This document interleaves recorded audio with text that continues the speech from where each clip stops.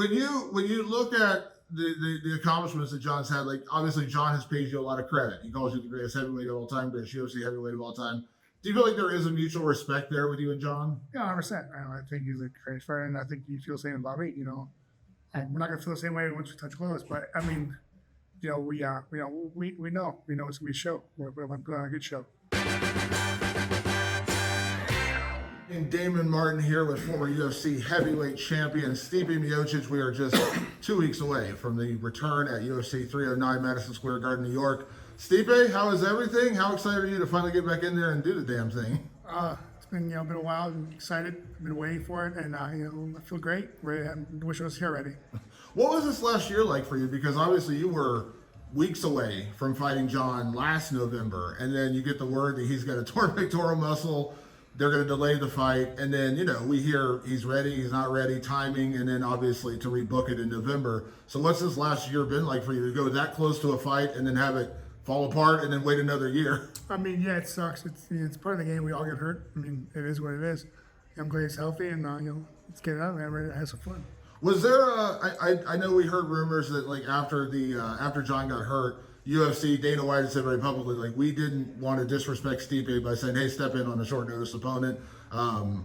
Was there any thought in your mind in that second, like, man, I still want to fight? Or was the Jon Jones fight just so enticing you didn't want to risk that? I just wanted to fight John. I mean, that's always wanted to do. And, don't get wrong, Aspinall, he's a great fighter, but I just want to fight Jon Jones. Yeah. I think that's the narrative. Like, obviously, I think everyone knows Tom Aspinall's good, but there's a different aura to fighting you or fighting John, right? Like, that's the difference we're looking at here. Again, Tom, great fighter, but in terms of accomplishments, you and John are two of the greatest ever, right? Yeah, I mean, I just want to fight the best, and so does he, so let's have some fun.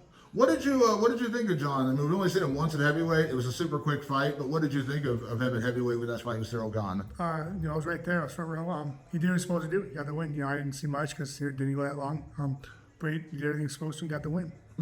Obviously, I mean, I think there's no giant secret. Cyril Gane's not the greatest grappler in the world, so I think there was an easy path to victory. For many, many years, myself and a lot of other people have said you were one of the more difficult matches for John because you were big, you were strong, you hit hard, and you have wrestling, which has been one weapon that John has used a lot. Do you feel like matchup-wise, you are exactly what everyone has said for years, that you would be one of, if not the toughest matchup for John at heavyweight? Yeah, I mean, I think so. I believe so. I think any fight I have, I'm the toughest matchup for them because not just me, it's my coaches. We have always come with a great game plan, and they improvise, they make everything right, and they, as long as I go to the game plan, listen, and we'll be good. I know you're going in there obviously expecting to win, but let me just ask you, like, in your mind, what makes Jon Jones so good? What makes him such a difficult matchup to where he's been able to go this long in his career without losing, but honestly, like, really being challenged outside of a few fights? Like, there's a couple fights you can look at, the Gustafsson fight, maybe Dominic Reyes, a couple other moments, but for the most part, he's been pretty dominant. What do you think has been the biggest thing that helps John stay that dominant? You don't know. I think he's good at what he does. He's very, he's an artist. He knows how to mix it up. He knows how to keep the guy guessing, and that's why he's done so well. Over the last few years, obviously since the Francis fight, I think, and again, correct me if I'm wrong, when you fought Francis, the idea right away was to do a rematch with Francis and get the title. Was that originally, like, was that the original plan? I would love to I was trying to get the rematch, and he left, didn't happen, unfortunately. How disappointing was it to, like, you go through that, and obviously, again, I don't think anyone would have faulted you. You were 1-1, get the rematch, and then they do the Cyril Gane fight. Again, I get it, UFC moved on, but then he tears an ACL, free agency. Like, in your mind, was there, like, did you have to compartmentalize that? Because I know that's the fight you wanted, but then you had, like, we're talking about like 2 years of that time where he's like fighting and then off and then free agent. It was just like a weird set of circumstances. Yeah, I mean, listen, I'm a fighter. I'll let it all work, for the UFC and internally and figure out their matchmaking. But it's what they want, it's what they wanted to do, and that's what they did. Was there any? I mean, I know you mentioned this in the past, but like, was there disappointment that Francis left, or? Yeah, of course, because I wanted a bigger match, but also the same. I understand he's made him doing better for himself and his family. Yeah. What did you? I'm not bad at him. He's doing great. Yeah. I'm curious because I remember talking to you years ago about you obviously have boxing experience, Golden Gloves experience. Did you watch Francis's boxing matches? No. I saw a clip of it. The first one he did well, with Fury, and then Fortunately, it didn't go well second one with Joshua, but I mean, it happens. It's a fight. It's fighting. Anything can happen. I mean, no one's going to fault you for taking a lot of money in those situations, but obviously stepping into the deep water of the heavyweight division on day one, takes a lot, right? Yeah, I mean, some people say he won. I didn't see the whole fight, but a lot of people said he won the fight. He put him down. I mean, he did a lot of face. And, I mean, listen, he did some things that many people think he could. Shows that we can hang.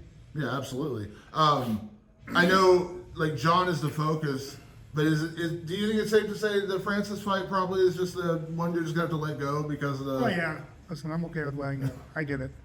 As much as I would love to fight him, wish him nothing but the best. He is what it is. We're 1-1. That's the way it'll be. Yeah. You got the last one, unfortunately. Yeah. Now, with Jon, I mean, listen, we all know the narrative going into this. There's been a lot of talk about, is this going to be the final fight for Jon? Is this going to be the final fight for Stipe? I talked to Jon Jones coach Brandon Gibson a couple weeks ago, and I said, listen, I know you're not going to give any secrets away before the fight, but he said, I'm preparing that this is the last one. Now, does that mean it's going to be the last one? I guess we'll find out. How are you preparing for this one? Is there a world where this is the final time we see Stipe Miocic? I think every fight I always remember my last one. I always thought every time after my first UFC fight, I said that all the time because, who wants to get beat up for 10 to 12 weeks, and come back and do it again, I love what I do, and it's fun. So we'll see. But right now, my task at hand is Jon. That's all I care about. So I'm thinking about. I mean, when you think about accomplishments, I mean, not to say like we want you to retire, but could you imagine going out in a better way than beating Jon Jones? I mean, when I do beat him, I go out. It's gonna be great. That seems like, if you're going to go out, that would seem like the perfect way, like the exclamation point in the career, right? 100%. When you look at the accomplishments that Jon's had, like obviously Jon has paid you a lot of credit. He calls you the greatest heavyweight of all time, greatest UFC heavyweight of all time. Do you feel like there is a mutual respect there with you and Jon? Yeah, 100%. I think he's a great fighter, and I think he feels the same about me. We're not gonna feel the same way once we touch gloves, but I mean, we know it's gonna be a show. We're gonna put on a good show. You haven't been over your career. You haven't been an underdog too many times. A couple times early on, and then I mean, what do you think? This time, I mean, listen, the narrative is you've been out for 3 years. Jon's the champ. And I don't think anyone's going to argue if we say Jon, quote unquote, the greatest of all time, right? Like that's a compliment. How do you feel about being underdog status in this fight? Is it fun? Does it take the pressure off? Like, it's nothing new. I mean, I've been, there's a lot of times. I think our first franchise I was underdog. Redeem was underdog. I think GDS was underdog. I mean, it was a lot of fights I was underdog. And you always seem to perform. I'll be fine.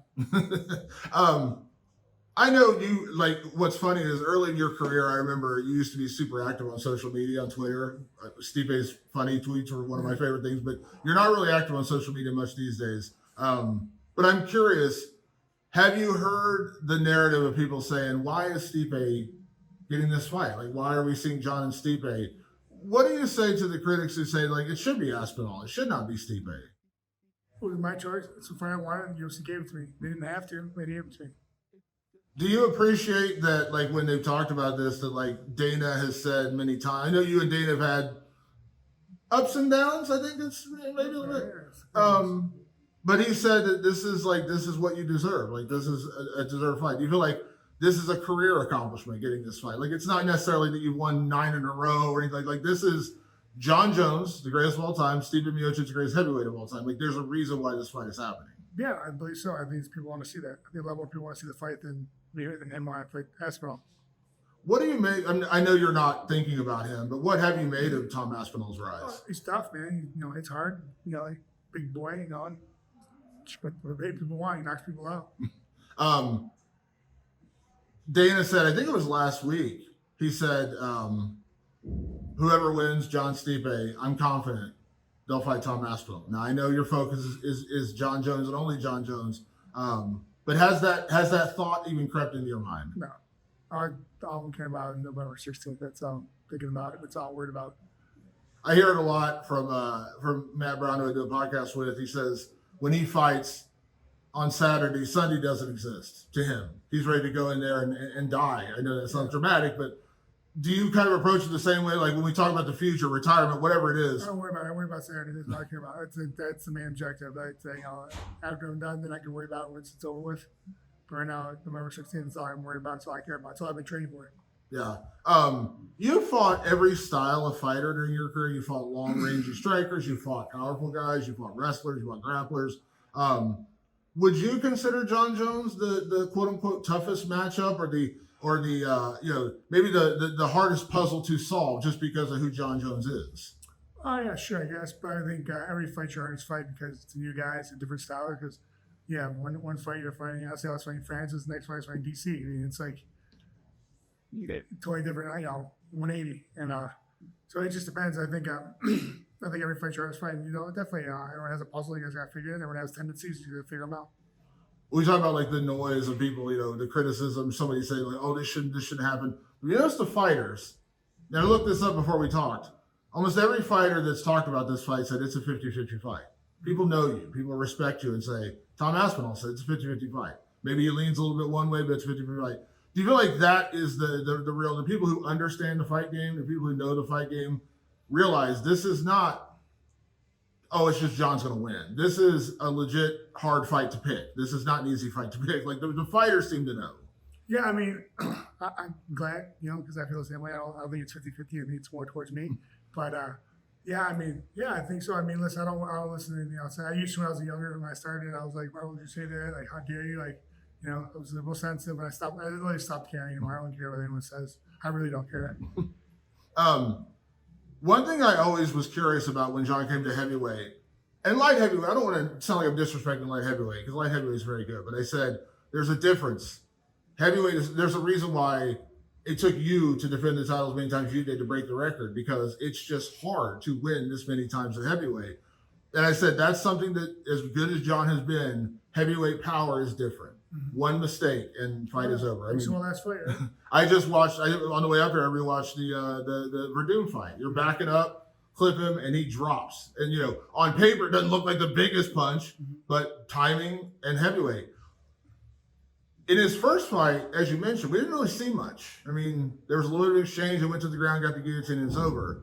Do you feel like that's something, like, we know how hard you hit, we know your boxing, that's going to be maybe a bit of a wake-up call for Jon? Because you can train all you want, but I guarantee in sparring, he's not throwing hands with his training partners trying to knock each other out. I hope not, anyways. Do you feel like that is going to, like, he still hasn't truly been tested at heavyweight?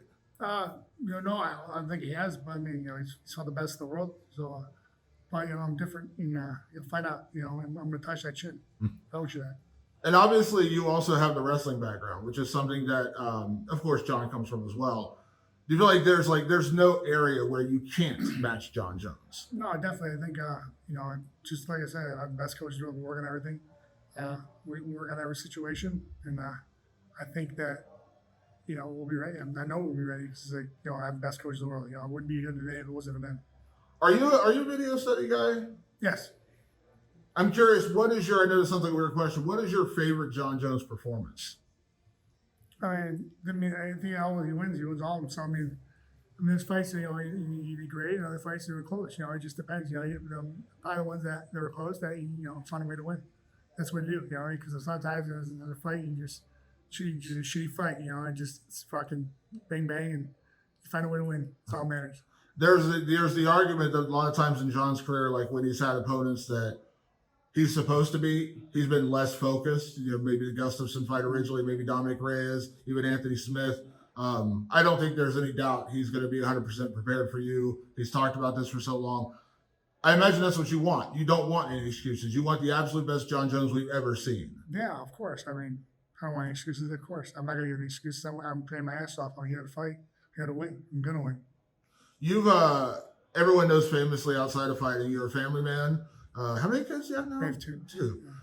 Fireman, obviously, still do fire. But I know something of a question. Have you missed fighting? Have you missed these last couple of years? Not like, I know you're still training. You're always in the gym, but like, have you missed fighting, or has the break been good in a way? It's been great in a way, good in a way, because my son, and he's growing up, and I think I let my body rest. I'm training, so I can take a day off. I don't have to worry about like, oh yeah, no, I train. I'm like, all right, beat up. Let's just do something different today. Or it's been great. I'm older, 42, listen to my body more. It's great, and it's been great. Honestly, been a blessing. Do you feel like, everyone's going to say, well, 42, but having the time off, actually allowing your body to rest, your mind to rest, in terms of health, conditioning, all those kind of questions, speed, all that thing, do you feel like you're maybe better than you've been before just because you had that break? No, there's no question. I know I have been. I know I'm faster, stronger. I have more of my tools, sharpen them and learn more. But, and so, I'll be ready. There's no question. And I think having a timeout definitely is. You know what I mean? People might not think that, or critics, or I really care. I know where I'm at. I know I'm done. There's a lot of ways a fight like this can play out, and at the end of the day, I know all you care about is getting your hand raised. But in an ideal scenario, how does this one end? Oh, yeah, of course, a knockout. There's no question. The gusto. When you think about it, I mean, obviously, again, Jon's fought everyone. Do you feel like Jon's ever fought anyone with your power, though? Or maybe not. I don't know. I never fought his guys. But we'll find out. Are you a visualization person in terms of like, I think I remember talking to you, because this is kind of a tradition, me coming up here and talking to you. I think I remember talking about going down to the Verdun fight, because obviously traveling down, your chance to become heavyweight champion, visualizing yourself becoming champion. Do you ever like? Oh, you gotta visualize what you want, because if you don't, even in the fighting life, you have to have a vision of what you want to do. If you don't have it, you're not gonna do anything you like. You're gonna scream, suck. So you gotta visualize what you want, you'll get it. How many times have you visualized yourself knocking out Jon Jones and winning that title back? Repeat real. Are you excited for Madison Square Garden? Yeah, exactly. I'm super excited actually. It's like like the Mecca. It's pretty sweet, and it's fine. It's close to 0-2, which is nice. It's only an hour fight. Real quick before we get out of here, let me get to the really important questions. Yeah. How you feeling about Cleveland sports right now? The Browns. Listen, you know me. I'm a Bengals guy. You guys aren't doing so hot either. We're not doing too good. I just feel like you guys are like one step away. It's like you guys are good. It's just like something happens, you guys just lose. Like it's like the Ravens game. I had a bet on that. Thank God that happened because I won. But it's crazy. The Browns. Man, the shot, it sucks, man. I feel bad for him because I know I do work hard. And I hear a lot about it. And you just feel like he's like quicksand. Everything you try to do right, something else goes wrong. And then Jameis comes in like a boss. He just like good for him. And we needed that. That's what we needed because like we have a good team. We do have our defense is good. Keeping us in games, but fortunately, we just weren't doing what we needed to do on offense. And I saw it terrible. I saw that when he blew out his Achilles. Man, I felt so bad for him. Like this dude cannot catch a break. And I don't care what people think about him. I think he's a hard worker. I think he can be a leader. I think he is a leader. I think he just everything kept going wrong for him. I feel bad for him. And unfortunately, Jameis stepped up. So big out with Jameis. I hope no one ever should root for anyone's downfall. And I'm sure certainly no. No fans really cheered when that happened. They were not happy because like that dude works hard. I know he does. I mean, I've heard. Do you feel like the Jameis Winston gives you a better chance to win right now? Well, right now, yeah, because he's not hurt. But yeah, definitely. I mean, he looked good against the Ravens. The Ravens have a good defense. He was taking them apart. I mean, 2 for 350 yards, something like that. I mean, awesome. Yeah. Charles getting stronger every game. Yeah, I mean, I every time we play the Browns, we play guys this weekend. No, we play the Raiders this weekend. Okay. Do we have a bye week? We play hot. Oh, keep talking. Sorry. We play. I think we play. I want to say we play. I want to say it's a Thursday night game or a Sunday night game. I can't remember. It's later in the season. Yeah. But yeah, I mean, listen. Every time we play you guys, I have a beeline for Myles Garrett every single time. The fear of him. Okay. I always love. I loved after the game when him and Joe Burrow had a moment like that, and he's just like, I didn't see him much today. Because everyone's got an eye on Myles Garrett every time he plays. Oh man, he's like double teaming. It's crazy. It's awesome. And Joe Burrow, man, he's such a good dude. I met him down in Columbus for the fights. Last year. Yeah, the one with He's such a good dude. He's a normal dude. He's just normal as shit. He's like, whatever. like good guy. And I can tell that. He's struggling because he wants to win too. And I just like, he's not the quarterback. Everyone plays the quarterback, even though he's tossing that ball around like a madman, making it look good. We're just sometimes things don't go your way. It sucks like the Browns. Like one game we got blown out, I get it, but the other games we sure line better off. Turn you around a little bit, maybe not Bengals fan, but root for Joe a little bit, maybe. Oh, we root for Joe. No, he's a good dude. I texted him in there. Like when they were in the playoffs last year, I texted him whatever, and I was like, "We're not last show the year before he was hurt, right?" And so, I was like, "Hey, dude, good luck, hopefully I don't remember me, but hey, he's a good dude." He's a big fight fan. I know, unfortunately, timing wise, I doubt he'll probably be at the fight in November, but I know he loves the fights. He's been to a ton of them. I always loves. Like I was actually at that Columbus fight, and I was like, man, I want to meet Joe Burrow. I never got a chance to meet him, but he's actually like a legit fight fan. Yeah, it was great. I got lucky because I was sitting there and he kind of walked by like, hey. And like, I mean, it's like a fanboy about yo, dude, you're badass. Like, I love the what we know about him. He just walked in. Plus, he's a House State guy, but like, and he transferred. But he walked out with a cigar. You know, after winning the national title, like that's a fucking baller right there. Like that's the shit I would do. Like hell yeah, like let's go. That's what he's all about. He's just cool, calm, like fuck it, I'm here. Yeah, kind of like the Stipe Miocic approach a little bit, right? Yeah, exactly. Just cool, calm, figure it out. We'll get there. We get there. So you can have a cigar afterwards. Is that what you Hell told Well, Stephen, we've been waiting for as much as we've been waiting for this. I know you've been waiting for this for even longer. Has the anticipation, as I said, like 2 weeks away? Are you just like amped up, just ready to go? Yeah, man. I just wish it was here already, but you know, fortunately it's not. But listen, you know, patience is a virtue, and we'll get there soon enough. And new is what we're. Yes, you're gonna hear it new. Pouch that. I love it, Stipe. Thank you as always. Thanks, man. I appreciate it.